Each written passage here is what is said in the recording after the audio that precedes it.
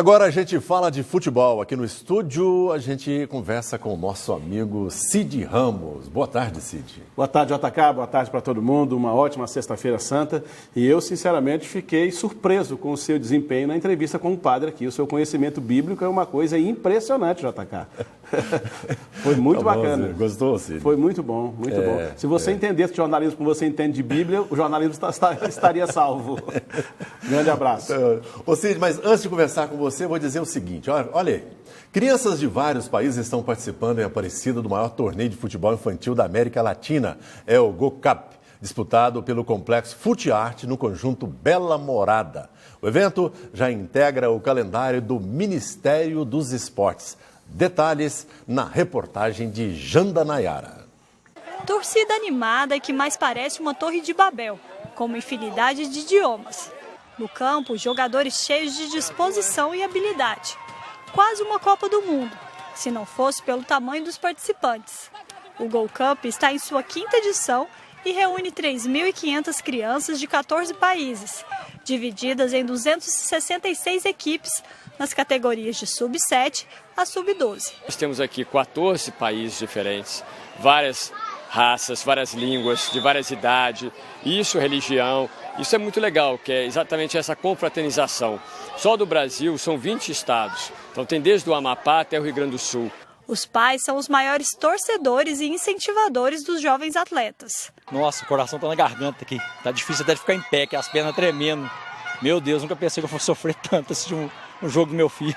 E haja coração para aguentar tanta emoção e lances desses craques mirins.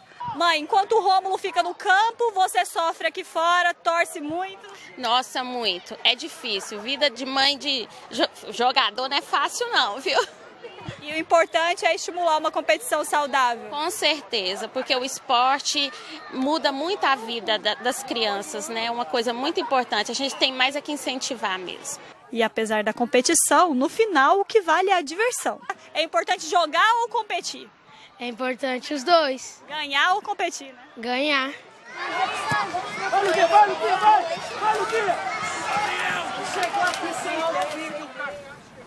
Cid, muita criança, muito menino participando deste campeonato. Uma iniciativa maravilhosa. Ontem eu fui à noite ao shopping e, sim, rapaz, mas o que tem de criança uniformizada com camisa de clube de futebol é uma grandeza. Muito importante essa iniciativa e, sobretudo, pelo fato de que o que a reportagem destacou.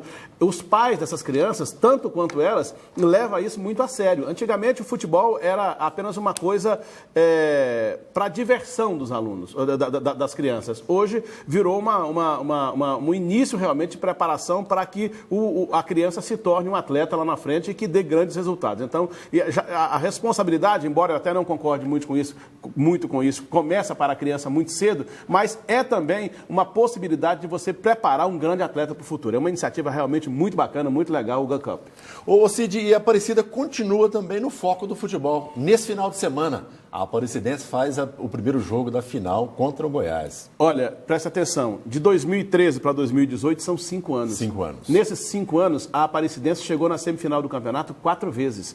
Em 2013, em 2015, 2016 e 2017. E 2018. Quer dizer, e 2018.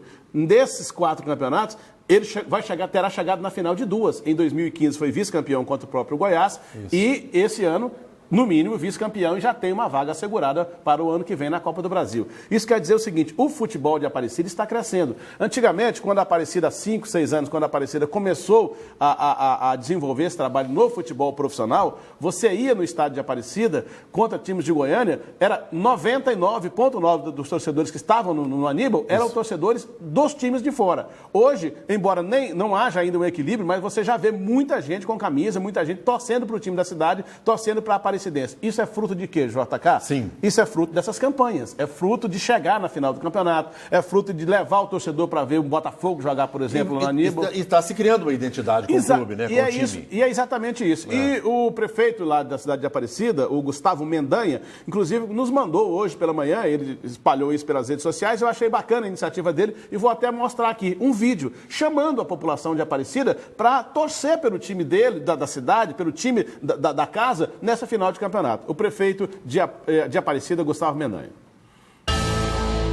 Desde o início, nós estamos dando todo o apoio possível ao nosso futebol, porque entendemos que esse esporte ajuda, dentre outras coisas, a engrandecer o nome da cidade, elevar a autoestima da população, estimular a prática esportiva e a criar uma identidade própria para Aparecida. Por isso, eu faço um pedido especial para você que vive em Aparecida. Você pode até continuar torcendo para os grandes times do Brasil, como Flamengo, Corinthians e outros, mas em Goiás, torça pela nossa cidade. Abrace a Aparecidense como seu time de coração. Vista a camisa da Aparecidense. Junte a sua família, convide seus amigos e venha para o estádio participar dessa conquista histórica. Se Deus quiser, o Aparecidense vai ser o campeão goiano de 2018. E vamos continuar fazendo cada vez mais. Bacana, né? Bacana. Ainda que a gente veja a emoção do prefeito, a fortaleza que ele tem passado, mas é uma tarefa muito difícil para a Aparecidense, né? Não tem a dúvida. Goiás não é brinquedo, não. Não é brinquedo. O Goiás tem uma camisa muito pesada e, sobretudo, o Goiás tem costume com essa situação. O Goiás é, digamos assim, muito afinado com esse momento de chegar na final do campeonato. Olha, enfrentar um time bom, como a Anapolina, tecnicamente um time muito bom, muito bem treinado, e fazer o que o Goiás fez, é preciso ter intimidade com esse momento, é preciso ter o conhecimento do caminho mais curto para chegar. E isso o Goiás tem muito mais que a Aparecidense. A Aparecidense tem um time simpático, é uma cidade maravilhosa, tal, mas não é fácil, é uma tarefa realmente muito difícil conquistar isso. Se conquistar, será uma dessas coisas assim inesquecíveis, né? Como a Anapolina, como a Aparecidense, inclusive, já tirou o Botafogo da Copa do Brasil deste ano. Vamos esperar. São 2 jogos. Eu acho que o time da Aparecidense, como eu disse aqui ontem, é experiente. Experiência não falta. E experiência nessa hora também é importante. Ô Cid, faltou experiência ao time do Fluminense ontem? Ou seja, o Fluminense bebeu do mesmo veneno que o São Paulo teria bebido no início da semana? Bebeu e, sobretudo, faltou, além de experiência, faltou, eu acho que, crença no que o adversário podia fazer. O Fluminense não acreditou, porque o Vasco, como eu disse ontem aqui, JK, Sim. O Vasco é um time fraco, Mas o Vasco da Gama é o Vasco da Gama, meu amigo, tem que respeitar. Como diria o atleticano, tem que respeitar as cores. Sim. Então, o Fluminense tomou o primeiro gol, tomou uma virada, fez uma virada e aí depois tomou uma virada. O primeiro gol do jogo é esse aí, é do Giovanni Augusto para o Vasco da Gama. Depois o Pedro vai empatar o jogo. Esse Pedro está jogando muito, jogador do Fluminense. Muito bom jogador, bastante, menino bom. Empatou o jogo. Aí o Sornosa vai fazer o segundo gol de falta e aí começa a reação do Vasco. Nesse gol do Paulinho, de fora da área, um golaço também, muito bonito o gol. E aos 50 minutos do segundo tempo, o lateral Fabrício achou esse gol aí no finalzinho. Um gol, aliás, muito reclamado pelo Fluminense.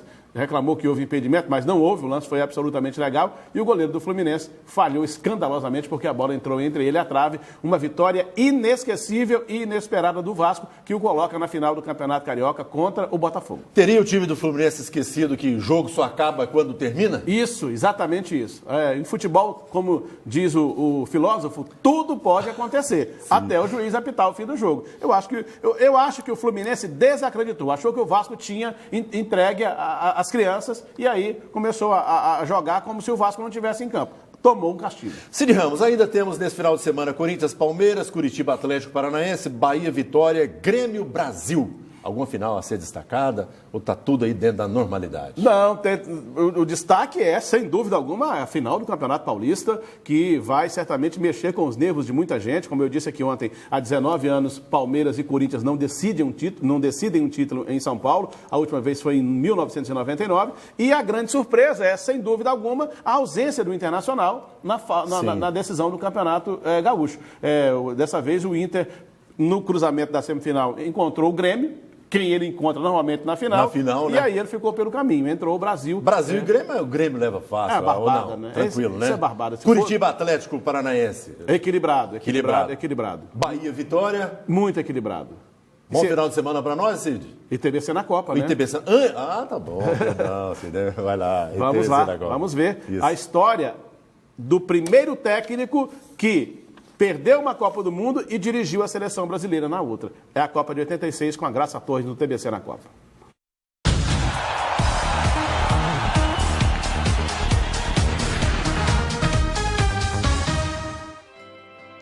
A Copa Copa do Mundo de 82 foi a 12ª edição do Mundial de Futebol e foi realizada na Espanha, voltando assim o rodízio das sedes para a Europa. Em acordo com a Alemanha, os espanhóis abriram mão de sediar em 74 em troca de apoio para 82. 105 países participaram das eliminatórias. Esta foi a primeira Copa a contar com 24 seleções, ao invés das 16 da anterior. Entre elas, várias estreantes: Argélia, Camarões, Nova Zelândia, Honduras e Kuwait. A seleção brasileira, comandada por Tele Santana, foi um dos destaques da Copa do Mundo, com jogadores como Leandro, Júnior, Toninho Cerezo, Falcão, Zico, Sócrates e Éder, e com um futebol ofensivo. Mas o jogo marcante mesmo da Copa foi entre Brasil e Itália, quase um duelo particular entre a equipe verde e amarela e o atacante Tardelli.